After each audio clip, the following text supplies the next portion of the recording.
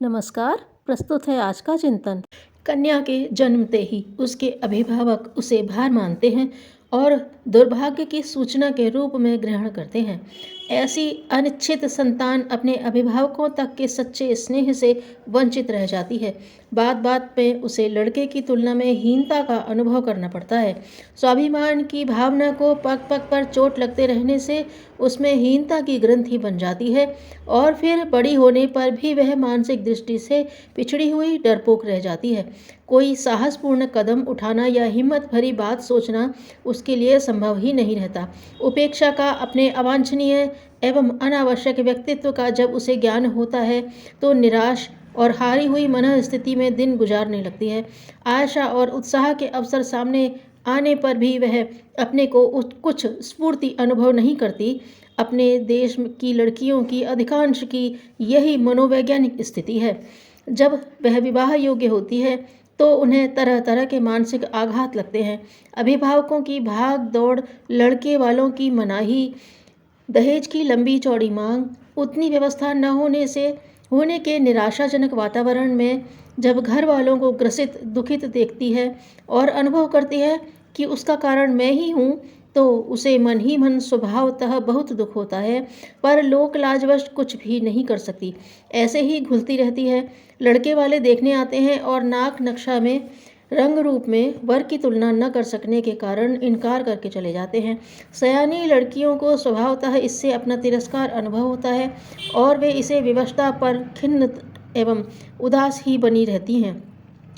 जिन लोगों ने माँ बाप का सारा रक्त चूस कर अपने दहेज एवं धूमधाम की हविष पूरी की है, उनकी निष्ठुरता के प्रति मन ही मन घृणा के बीजांकुर जम जाते हैं। आखिर है तो वह भी मनुष्य ही, समझ तो उसमें भी है। दुनिया को देख समझ तो वह भी सकती है। जीवन समर्पण भी उसका किसी को प्रसन्न न कर सके और केवल धन के बूते ही वह किसी के घर में प्रवेश कर सके, तो इससे ज़्यादा निष्ठुरता एवं कृतज्ञता और क्या हो सकती है। विवशता में वह ससुराल जाती तो है ही, पर मन में घृणा और रोष भी भरे रहती है, जो समय समय पर चोट लगते ही घाव में होने वाली टीस की तरह प्रकट होती रहती है। वधुओं को चिड़चिड़ी, रूठने वाली, असंतुष्ट, खिन्न और विद्रोह की स्थिति में अक्सर देखा जाता है। उसका मूल कारण उनके मन में जमी हुई वह घृणा होती है, जो उनके पिता का घर अपने तनिक से लोभ और अहंकार की पूर्ति के लिए बर्बाद कर डालने के कारण उत्पन्न हुई होती है। घृणा के बीज जीवन भर जमे रहते हैं और वे अपने सास ससुर यहाँ तक कि पति तक के लिए सच्चा सम्मान नहीं रख पाती। बाहरी शिष्टाचार की बात दूसरी है, पर मन में जब घृणा भरी हो तो बाहर की लिपापोती से वह श्रद्धा और सेवा नहीं झलक सकती, जो कि स्वर्ग जैसा वातावरण उत्पन्न करती है और अमृत जैसा रस भर जाती है। दहेज के लोभी लोग अपने तनिक से लोभ, स्वार्थ और अहंकार की पूर्ति तो कर लेते हैं, पर यह भूल जाते हैं कि वे उसके बदले में कितने गहरे विष बीज बो रहे हैं और लड़की के उसके माँ बाप के मन में अपने ओछेपन एवं दुष्टता की कितनी बुरी, कितनी गहरी छाप छोड़ रहे हैं। ऐसा पैसा किस काम का, जिससे वधू तथा उसके अभिभावकों को सदा द्वेष और घृणा छिपाए रहने के लिए मजबूर होना पड़े। यह कुचक्र लौटकर अपने ऊपर ही पड़ता है। जिन्होंने दहेज के कोलू में दूसरों को पेरा, उन्हें पेरने वाले भी मिल जाते हैं और समय आने पर उनकी भी वैसी ही दुर्गति बनाते हैं जैसी उन्होंने दूसरी की बनाई थी। प्रायः घर गृहस्थ के यहाँ लड़कियाँ भी होती हैं।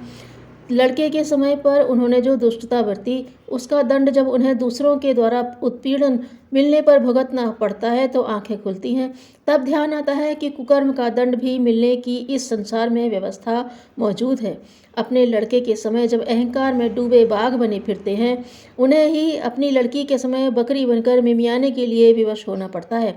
10 दिन पहले अकड़ा और उठा फिरने वाला व्यक्ति 10 दिन बाद जब दांत निपोरते और घिघियाते हुए देखा जाता है, तब प्रतीत होता है कि आदमी कितना ओछा और कितना बेपेंदी का है। तब उसका मुंह कोई भी बंद कर देता है कि आपने अपने लड़के के समय दूसरों का खून चूसा, अब अपनी जेब खाली करने में क्यों कतराते हैं। तब उसके पास कोई उत्तर नहीं रह जाता और सबसे सहानुभूति खोकर वे अपने को हारे हुए जुआरी की तरह सब ओर से व्यंग और उपहास का पात्र अनुभव करते हैं। उनकी परेशानी में लोग रस लेते हैं और चाहते हैं कि उन्हें और भी अधिक तंग होना पड़े। जो दूसरों से लूटा है वह ब्याज सहित चुकाना पड़े। बारात में जिन्हें खुशामद के साथ ले गए थे और जिनकी चापलूसी में बहुत खर्च किया था, वे भी इस विपत्ति के अवसर पर सहानुभूति दिखाने की अपेक्षा उल्टा व्यंग कसते हुए और मखौल उड़ाते हुए देखे जाते हैं। जो पैसा या सामान लिया गया था वह एक प्रकार से यूं ही बेकार चला जाता है। कबाड़ खाने की तरह वह घर की जगह और घेर लेता है। कुछ चीज़ें बट जाती हैं, कुछ टूट फूट कर बेकार हो जाती हैं। जो नकद पैसा मिला प्रायः जेवर कपड़े में खर्च हो जाता है। दावत बारात, आतिशबाजी, बाजे गाजे, नेक चार, अलन चलन, न जाने कितने छिटपुट सिर दर्द होते हैं जो ढेरों पैसा बर्बाद कराते हैं। इनमें जो लगता है उसका हिसाब फैलाकर देखा जाए तो लड़के वाला भी कुछ नफ़े में नहीं रहता, उसे भी घर से ही थोड़ा बहुत लगाना पड़ता है। दुल्हन के लिए बनवाया गया जेवर रहता तो घर में ही है, पर एक तरह से उस पूंजी की उत्पादन शक्ति तो समाप्त हो जाती है। जेवर रोज घिसते टूटते हैं। जेवरों में लगा हुआ धन एक प्रकार से बर्बादी के मद में ही चला गया। उस पूंजी से घर की प्रगति या समृद्धि में कोई सहायता नहीं मिली। कोई जमाना था जब धूमधाम करने वाले अमीरी या प्रदर्शन करने वाले बड़े आदमी माने जाते थे। अब जमाना दूसरा है। अब समाजवाद, साम्यवाद की हवा चलने लगी है। धनियों और अमीरों को अब न जाने क्या क्या कटु शब्द कहे जाते हैं।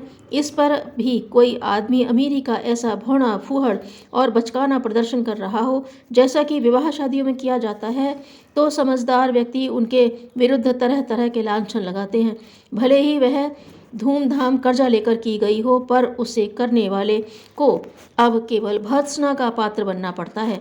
वह जमाना चला गया जब किसी ऐसे अमीरी का स्वांग बनाने वाले प्रशंसा और प्रतिष्ठा पाते थे। अब तो उनके लिए घृणा, तिरस्कार, व्यंग, लांछन और उपहास ही मिल सकता है। उन्हें गालियां पड़ने के अतिरिक्त और कुछ नहीं मिल सकता, जो उचित भी है। जबकि वैयक्तिक और सामाजिक जीवन में अनेक उपयोगी कार्य पैसे के बिना रुके पड़े रहते हैं, तब इस तरह पैसे की होली जलाना भला किस तरह बुद्धिमत्तापूर्ण कहा जाएगा? भला इस आचरण की कौन सराहना करेगा? उसे किसका समर्थन मिलेगा? अपना पैसा गंवाकर उल्टे अपयश का भागी बनने की जिन्हें इच्छा हो, उन्हें ऐसी ही ब्याह शादियों की धूम मचानी चाहिए जैसी कि अपने समाज के प्रतिगामी, विवेक रहित और अदूरदर्शी लोग आमतौर से पागलों की तरह आए दिन करते रहते हैं। अपने गरीब देश को एक एक पैसे की बचत करनी चाहिए। इस दिशा में कदम बढ़ाने का शुभारंभ करते हुए हमें सबसे पहले समाज को विवाहोन्माद से पिंड छुड़ाना पड़ेगा और दहेज जैसी अनैतिक, असामाजिक और अवांछनीय कुरीतियों का उन्मूलन करने के लिए तत्पर होना पड़ेगा। जो व्यक्ति अपने जीवन को शुभ कर्मों द्वारा सार्थक नहीं बनाता, उसका जन्म लेना व्यर्थ है। धन्यवाद।